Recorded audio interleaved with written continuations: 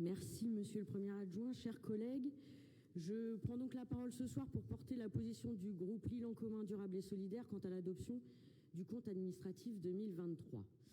Avant de vous présenter la traduction de cette présentation chiffrée dans la réalité des projets menés au cours de cette année, permettez-moi de faire quelques remerciements. Je salue pour commencer la clarté de la présentation de notre collègue Marion Gauthier, au cours de laquelle elle a démontré la constance de l'équipe municipale dans sa gestion rigoureuse des finances de la ville au cours de l'année passée. Cette constance et cette rigueur n'auront pas été de trop dans le contexte particulièrement difficile que nous avons connu cette année. Nous aurons l'occasion d'y revenir. Mais je me dois également de remercier, au nom du groupe Lille en commun, l'ensemble des acteurs qui concourent à cette bonne gestion des finances de la ville et qui ont permis notamment la rédaction et la clarté du document que vous avez sur vos tables. Notre directeur général des services, Patrick Pincé, notre directrice des finances, Daniela Boisard, et l'ensemble de leurs équipes sans qui rien ne serait possible. Alors pour débuter, souvenons-nous ensemble du contexte économique incertain rencontré l'année passée. Ça n'est pas très compliqué puisqu'il a malheureusement peu changé. 2023 a été marqué par le maintien d'un haut niveau d'inflation mesuré à 4,9% par l'INSEE sur la période. Si cela a pesé sur notre budget dépenses, la majorité a maintenu son cap, assumant des choix politiques ambitieux au service des Lillois et des Lilloises.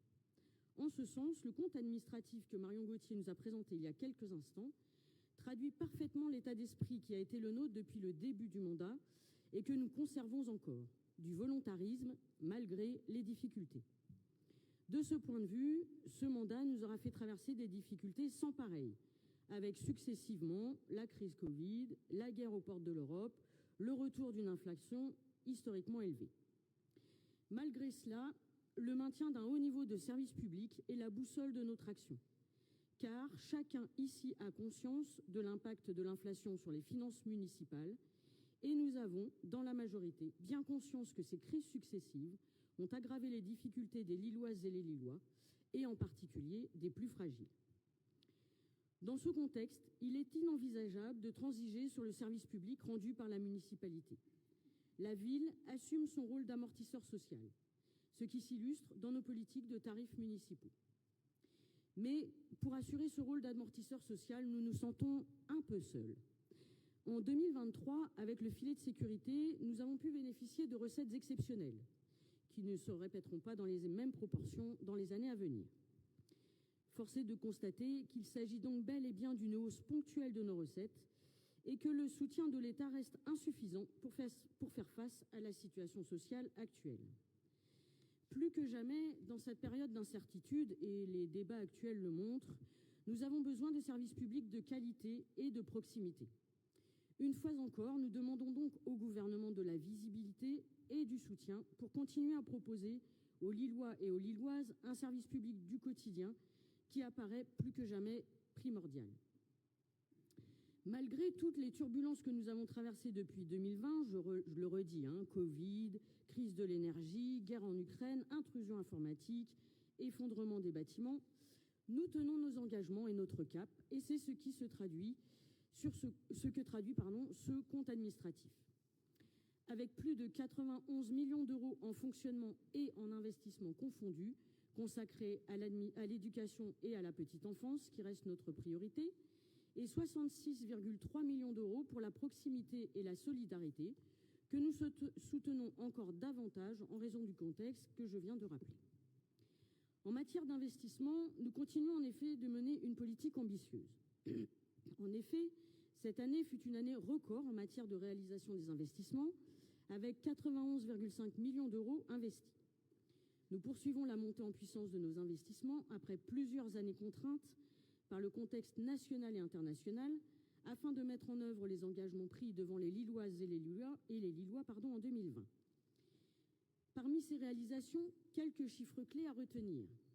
14,6 millions d'euros pour les travaux de rénovation bas carbone, notamment selon la démarche célèbre Energy Sprong, pour les groupes scolaires Brossolette et Salengro, également pour les travaux des écoles Cargomar à Moulins, Brasseur et Berthelot à Fives, au gymnase Lestiboudois à Vauban. L'objectif est ici de garantir une meilleure isolation des bâtiments et ainsi de réduire la consommation énergétique.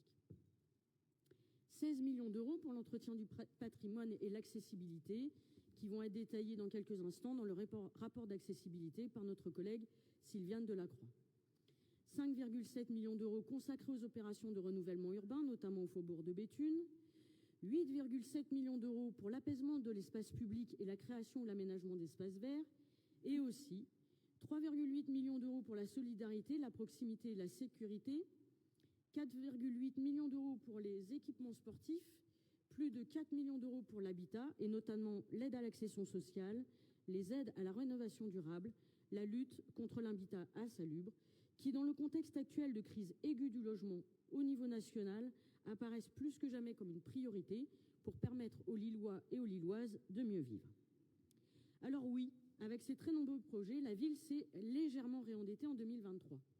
Mais ces choix d'investissement permettent, pour leur plus grande part, soit d'économiser les dépenses d'énergie de demain, soit d'adapter la ville aux évolutions du climat, ce qui nous évitera des dépenses futures, et bien sûr, de continuer à lutter contre les inégalités et les exclusions, ce qui est aussi notre rôle en tant que service public de proximité.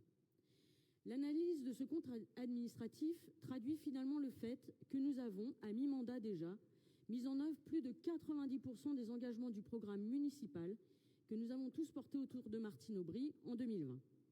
J'en veux pour exemple le haut niveau d'investissement, notamment en matière de métamorphose paysagère. Chacun voit la qualité des nouveaux aménagements dans la ville. Les transformations vont continuer à voir le jour dans cette seconde partie du mandat, dans tous les quartiers de la ville. Nous gardons à l'esprit le cap que nous nous sommes fixés en 2020, faire de Lille une ville où il fait bon vivre, toujours plus durable et solidaire. Bien conscient que tout cela ne serait possible sans les agents de la ville, nous avons, à l'inverse d'autres collectivités, versé la prime pouvoir d'achat aux agents et décidé, pour compenser l'inflation, de revaloriser les salaires en 2024 de 400 € annuels pour 3 800 agents de la ville. Cela nous paraissait essentiel car ce sont les agents qui permettent la mise en œuvre de notre action et qui sont les premiers garants de la qualité du service public rendu par la ville. Pour toutes ces raisons, chers collègues, je vous invite à voter favorablement ce compte administratif. Je vous remercie. Merci Madame Goffard. Valentin Martin également.